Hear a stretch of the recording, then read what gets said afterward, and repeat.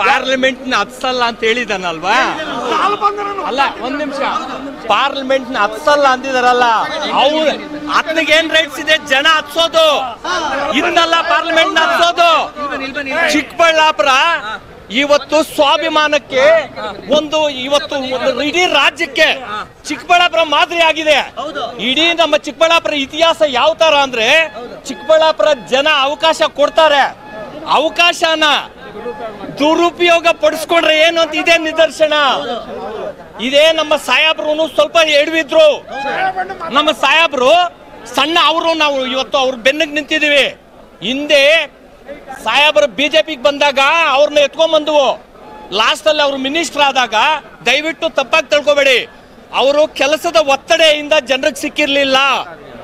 ಸುಧಾಕರ್ ಸಾಹೇಬ್ರ ಕೆಲಸದ ಒತ್ತಡೆಯಿಂದ ರಾಜ್ಯದ ಜವಾಬ್ದಾರಿ ತಗೊಂಡ ಮೇಲೆ ಸ್ವಲ್ಪ ಕೆಲಸದ ಒತ್ತಡೆಯಿಂದ ಜನರ ಸಂಪರ್ಕ ಸಿಕ್ಕಿರ್ಲಿಲ್ಲ. ಅದನ್ನ ನಾವು ಜನ ಇಡೀ ತಪ್ಪಾಗಿ ತೊಳ್ಕೊಂಡ್ವು. ನಾವು ನಮ್ಮ ಜನದ್ದು ಒಂದು ತಪ್ಪು ಏನ್ ಗೊತ್ತಾ, ಸಾಹೇಬರ ಮೇಲೆ ಸ್ವಲ್ಪ ಮನ್ಸಿಗೆ ನೋವಾಯ್ತು, ನಮ್ಗೆ ಸಿಕ್ಲಿಲ್ಲ ಅಂತ. ಬಟ್ ನಾವು ಸ್ವಲ್ಪ ಡೀಪ್ ಆಗಿ ಯೋಚನೆ ಮಾಡಬೇಕಾಗಿತ್ತು, ಯಾಕೆ ಸಿಕ್ಲಿಲ್ಲ. ಇವತ್ತು ಒಂದು ಮನೆಯನ್ನ ಮೈಂಟೈನ್ ಮಾಡಬೇಕಾದ್ರೆ ನಾವು ಎಷ್ಟು ಕಷ್ಟ ಇದೆ.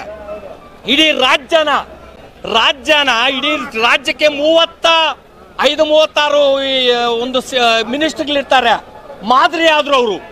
ಇಡೀ ರಾಜ್ಯಕ್ಕೆ ಒಬ್ಬ ಮಿನಿಸ್ಟರ್ ಆದ್ರೆ ಯಾಗಿರ್ಬೇಕು? ಅವ್ರ ಕೆಲಸನ ಬರ್ದ್ರೆ ಒಂದು ಪುಸ್ತಕ ಆಗ್ತದೆ, ಹೇಳ್ಕೊಂಡ್ರೆ ಒಂದು ಚರಿತ್ರೆ ಆಗ್ತದೆ. ಅದು ಆಗ್ತದೆ ಇಲ್ವಾ? ಡಾಕ್ಟರ್ ಸುಧಾಕರ್ ಸಾಹೇಬ್ರ ಕೆಲಸನ ಇವತ್ತು ಇಡೀ ಈ ಶಾಸಕರು ಬಂದು 1.25 ವರ್ಷ ಆಗ್ತಾ ಇದೆ. ಒಂದು ಗುಣಿನ ಮುಚ್ಚಕ್ ಹಾಕ್ಲಿಲ್ಲ ಮೊಂಡಾಕಿ. ಒಂದು ಚಿಕ್ಕಬಳ್ಳಾಪುರದಲ್ಲಿ ಒಂದ್ ನಿಮಿಷ, ಇವತ್ತು ಇಡೀ ನಾವು ತಾಲೂಕ್ ಸುತ್ತಾಣ, ಟೌನ್ ಸುತ್ತಾಣ ಅಲ್ಲ, ಇವತ್ತು ಪಾಪ ಜನ ಕಾಯ್ತಾ ಇದ್ರು. ಉತ್ತರ ಏನು ಅಂತ ಉತ್ತರ ಕೊಡೋಣ ಅಂತ ಕಾಯ್ತಾ ಇದ್ರು. ಅವಕಾಶ ಕೊಟ್ಟಿದ್ದಾರೆ.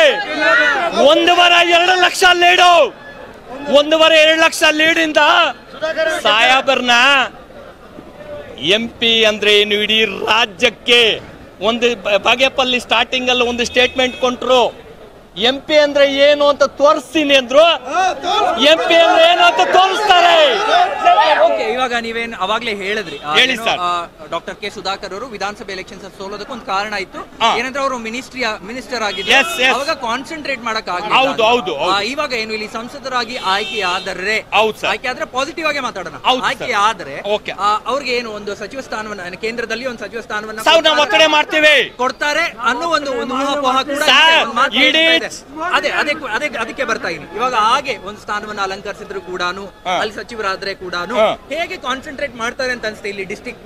ಇವತ್ತು ಒಂದ್ ನಿಮಿಷ, ನಮ್ಮ ಸಾಹೇಬರು ಒಂದು ಪಾಠ ಕಲ್ತಿದ್ದಾರೆ.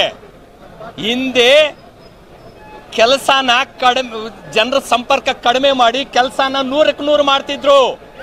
ಈಗ ನಮ್ಮ ಸಾಹೇಬರು ಒಂದು ಪಾಠ ಕಲ್ತಿದ್ದಾರೆ. ಇಡೀ ತಾಲೂಕು, ನಮ್ಮ ಇಡೀ 8 ತಾಲೂಕುಗಳಲ್ಲಿ ಒಂದು ಸೈನಿಕರ ತರ ರೆಡಿ ಮಾಡ್ತಾರೆ. ಆ ತಾಲೂಕಿನಲ್ಲಿ ಯಾರು ಕೆಲಸ ಮಾಡೋರು, ಇಂಥ ಯುವಕರಿದ್ದಾರೆ, ಇಂಥವ್ರಿಗೆಲ್ಲ ಜವಾಬ್ದಾರಿ ಕೊಟ್ಟು ಆ ತಾಲೂಕಿನಲ್ಲಿ ಕೆಲಸ ಮಾಡಬೇಕು ಅನ್ನೋದು ಛಲ ನಮ್ಮ ಸಾಹೇಬರಿಗೆ ಬ್ಲಡ್ ಅಲ್ಲಿ ಇಟ್ಟಿದ್ದಿರೋದೆ. ಬ್ಲಡ್ ಅಲ್ಲೇ ಇದೆ ಕೆಲಸ ಅಂದ್ರೆ ಸುಧಾಕರ್ ಅಂದ್ರೆ ಕೆಲಸ, ಅದು ಎಲ್ಲರಿಗೂ ಗೊತ್ತಿದೆ. ಇಡೀ ಸರ್ ನೋಡಿ, ಒಂದು ಪಕ್ಕ ಮಾಹಿತಿ ಕೊಡ್ತೀನಿ. ನಮ್ಮ ಸಾಹೇಬರ್ನ ಒಂದ್ ನಿಮಿಷ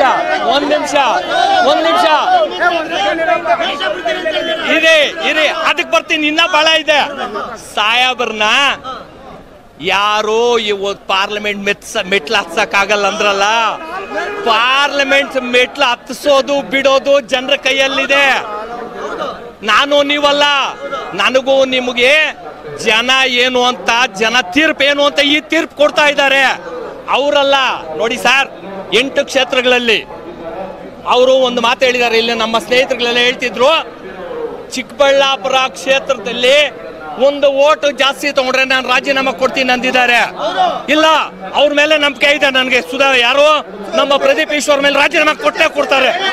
ಅವರು ವಿದ್ಯಾವಂತರಿದ್ದಾರೆ ಪಾಪ. ಇಡೀ ಕರ್ನಾಟಕ ಸ್ಟೇಟ್ ಅಲ್ಲಿ ಪರಿಶ್ರಮ ನೀಟ್ ಅಕಾಡೆಮಿ ಅಂತ ಒಂದು ಇದು ಕಟ್ಕೊಂಡಿದ್ದಾರೆ.